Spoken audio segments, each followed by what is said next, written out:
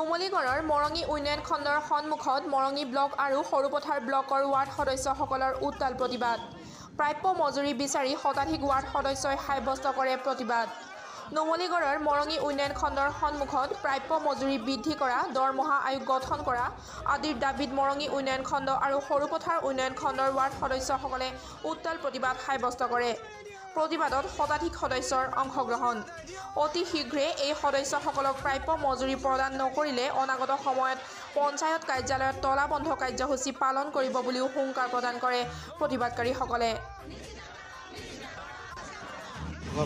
আমাৰ মানে বিহু পাইছেহি, বিহুত কিন্তু মন্ত্ৰী বিধায়কৰ দৰমহা পাই দাবী দামী কাপোৰ কিনে কিবা কিনে। আমাৰতো পৰিয়াল আছে, আমি পৰিয়াল পোহপালন দিব লাগিব। আমি কেনেকৈ পৰিয়াল চলাম?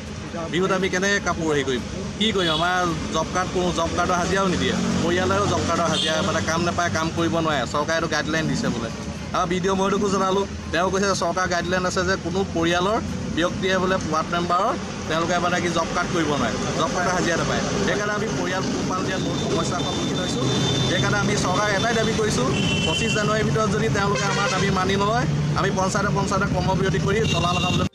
হয়, প্ৰথমে সমূহ সাংবাদিক বন্ধুবৰ্গলৈ আমাৰ নমস্কাৰ জ্ঞাপন কৰিছোঁ।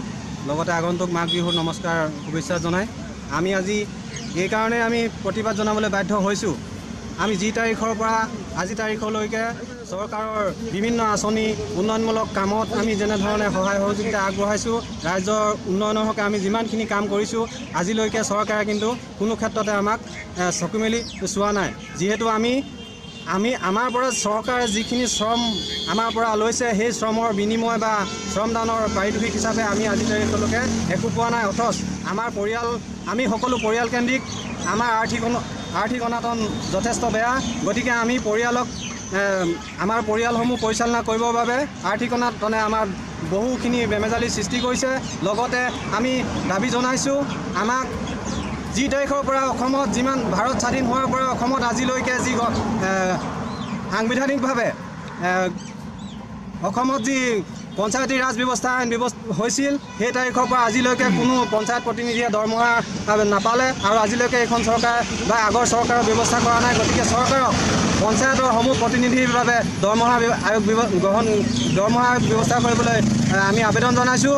লগতে আমি আৰু এটা দাবী জনাইছোঁ, আমি ধিক্কাৰ দিছোঁ যি এজন ব্যক্তি ৰাইজৰ প্ৰতিনিধি হিচাপে গাঁৱৰ পৰা হওক চহৰৰ পৰা হওক গৈ তেখেতলোকে সচিবালয় বা সাংসদ হিচাপে বা বিধায়কে যেতিয়া আসন গ্ৰহণ কৰে, তেতিয়াহ'লে তেওঁলোকে তেতিয়াৰ পৰাই দৰমহাৰ ব্যৱস্থা কৰে। কিন্তু আমিও এজন প্ৰতিনিধি, আমি গাঁৱৰে হওঁ বা যিকোনো সমাজৰে হওঁ, তথাপিও আমি দৰমহা পাবলৈ আজিলৈকে সক্ষম হোৱা নাই। গতিকে ইয়াৰ পৰা আমি চৰকাৰক অনুৰোধ কৰিছোঁ, আমাৰ বাবে, আমাৰ পৰিয়াল পোহপাল দিবৰ বাবে যাতে আমাৰ কাৰণে এটি মজুৰি ব্যৱস্থা কৰে, তাৰ বাবে বিনম্ৰ অনুৰোধ জনায়। যদি আমাৰ অনুৰোধ তেখেতলোকে মানি নলয়, অহা জানুৱাৰী মাহৰ 25 তাৰিখৰ ভিতৰত যদি আমাৰ দাবীসমূহ তেওঁলোকে পালন নকৰে, তেতিয়াহ'লে আমি প্ৰত্যেকখন পঞ্চায়তে সমগ্ৰ অসমৰ সমূহ প্ৰতিনিধিবৰ্গই, সমূহ ৱাৰ্ড মেম্বাৰ সমন্বয়ৰক্ষী সমিতিয়ে আমি পঞ্চায়তৰ অফিচে বা কাৰ্যালয়ে আমি তলা লগা কাৰ্যসূচী পালন কৰিম। লগতে আমি ব্লক পৰ্যন্ত বা জিলা পৰিষদ পৰ্যন্ত আমি তলাবন্ধ কাৰ্যসূচী ঘোষণা কৰিবলৈ বাধ্য হ'ম। গতিকে পুনৰবাৰ অসম চৰকাৰক আমি সমূহ ৱাৰ্ড প্ৰতিনিধিয়ে আমি দাবী জনাইছোঁ, লগতে অনুৰোধ জনাইছোঁ, আমাৰ পৰিয়াল পোহপাল দিবৰ বাবে আমাৰ পাৰিতোষিকৰ ব্যৱস্থা কৰক, মজুৰি ব্যৱস্থা কৰক, স্থায়ী দৰমহাৰ ব্যৱস্থা কৰক। নুমলীগড়ৰ পৰা জানমণি দত্তৰ ৰিপৰ্ট, দৈনিক টাইম।